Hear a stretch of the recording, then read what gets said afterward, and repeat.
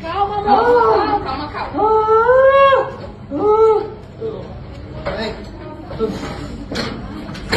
Peraí, com o braço dele aqui, ó. Liga pra ambulância, por favor. Rápido.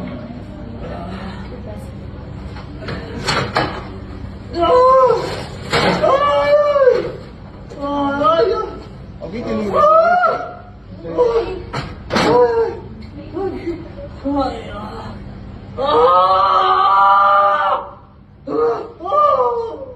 Moço, você tem o número da ambulância?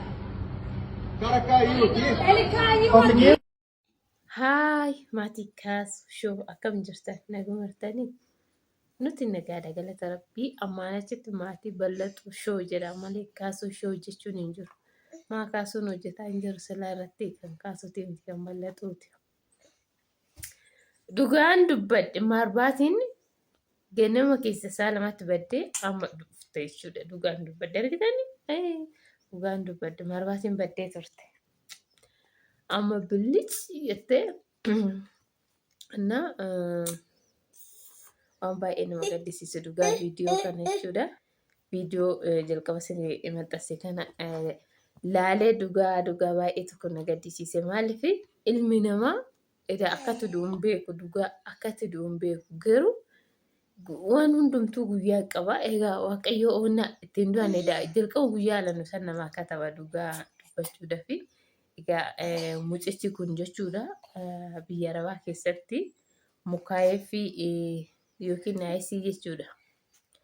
Isa Arabiffaa mukaayee fi jedhanii miira mukaayee fi jedhanii isa galchuuf mee ilaala inni nyaannaa tanaaf nan nyaaddaa tanaaf isa baatee osoo gaaratti ol ba'aa jiru achi masalaalichi jalaa yaannoo ta'ee sharatasee jechuudha.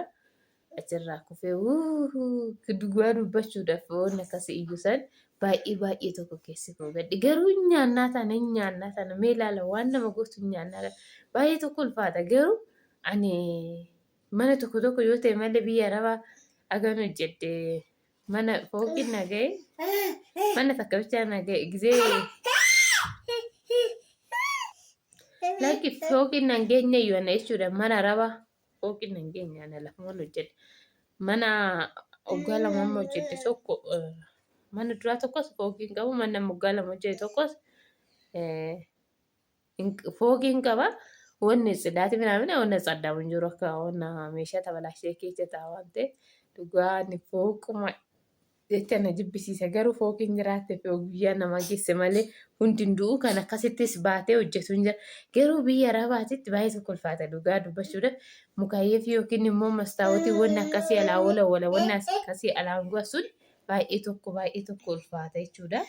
Osoo amma kun gara keessaatiin ta'e hin kufullee darajaatu jira wanna ta'u hin jiru jechuudha.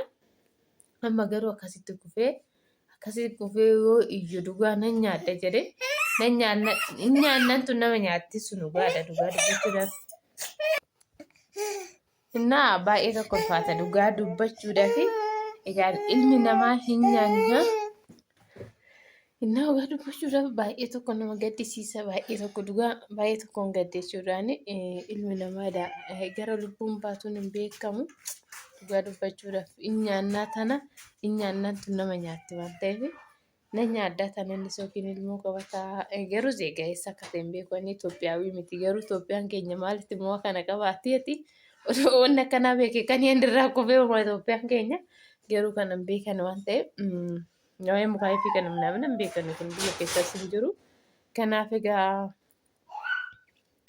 baay'ee tokko nama gaddisiisa dhugaa waaqa.